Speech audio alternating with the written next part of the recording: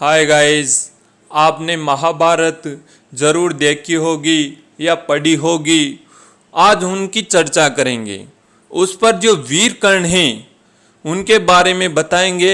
आज जो वीर कर्ण के जो सच्चे भक्त हैं या फैन हैं, आज उनकी ही वीर कर्ण की बात करेंगे कि वीर कर्ण की मृत्यु कैसे हुई और उनकी पूरी बात करेंगे। अर्जुन और बीच के बाद में जो युद्ध चला उनके पूरे विस्तार से बताएंगे कि कैसे युद्ध हुआ, कैसे वीर कर्ण की मृत्यु हुई। जबकि वीर कर्ण भी कमज़ोर नहीं थे क्योंकि वो बहुत बलशाली थे। तो आगे बढ़ने से पहले हमारे YouTube चैनल को लाइक सब्सक्राइब जरूर करें और पूरी वीडियो देखें जिससे वीर कर्ण की पूरी गाथा सुनी जा सके। महाभारत युद्ध की सबसे भयंकर टक्कर 17वें दिन कर्ण और अर्जुन के बीच हुई। इस युद्ध को देखने देवता तक उपस्थित हो गए थे। श्री कृष्ण किस प्रकार अर्जुन के सारथी बने रहे और अंत तक इस धर्म युद्ध को समाप्त किया।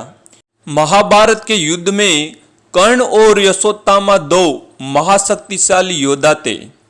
यदि इन योद्धाओं के साथ छल न किया गया होता तो महाभारत का युद्ध कौरव कभी का जीत चुके होंगे। कहते हैं कि यदि अश्वत्थामा को पहले ही दिन से सेनापति बना दिया था तो 3 दिन में युद्ध समाप्त हो जाता। लेकिन अश्वत्थामा को जब युद्ध लगभग हार चुके थे तब सेनापति बनाया गया और उन्होंने तबाही मचा दी। इसी तरह यदि कर्ण के साथ छल नहीं किया गया होता तो वे भी युद्ध का रूह कुछ और ही होता। भगवान कृष्ण और अर्जुन के पिता देवराज इंद्र यह भली भांति जानते थे कि जब तक कर्ण के पास उनका कवच और कुंडल हैं तब तक उसे कोई नहीं मार सकता।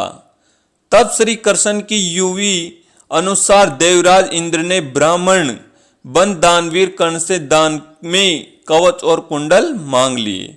लेकिन कुछ मील जाकर इंद्र का रथ भूमि में धंस गया। तभी आकाशवाणी हुई, देवराज इंद्र, तुमने अपने पुत्र अर्जुन की जान बचाने के लिए छल पूर्वक कर्ण की जान खतरे में डाल दी है। अब यह रथ यही दशा रहेगा और तू भी यही दस जाएगा। तब इंद्र ने आकाशवाणी से पूछा, इससे बचने का उपाय क्या है? तब आकाशवाणी ने कहा, अब तुम्हें दान दी गई वस्तु के बदले में बराबरी की कोई वस्तु देना होगी। तब इंद्र वे फिर से कर्ण के पास गए और उन्होंने कवच और कुंडल वापस देने का कहा, लेकिन कर्ण ने लेने से इनकार कर दिया। तब इंद्र ने उन्हें अपना अघोष अस्त्र देकर कहा कि यह तुम जिस पर भी चलाओगे वह मृत्यु को प्राप्त होगा, लेकिन तुम इसका इस्तेमाल एक बार ही कर सकते हो। मेघनाद अस्त्र। युद्ध में जब घटोत्कच ने कौरवों की सेना को कुचलना शुरू कर दिया तो दुर्योधन घबरा गया और ऐसे में उसे समझ नहीं आ रहा था कि क्या करे।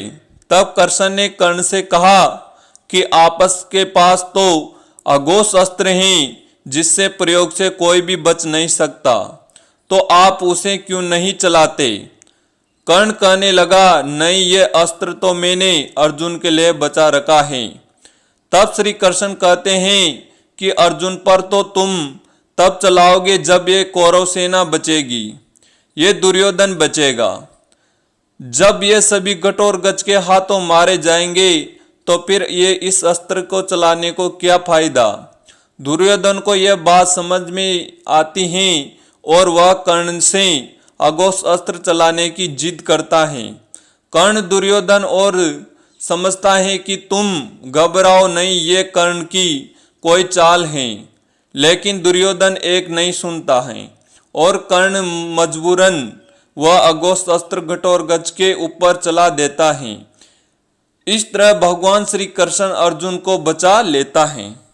कवच कुंडल उतर जाने के बाद अघोष अस्त्र नहीं होने के बावजूद कर्ण में अपार शक्तियां थी।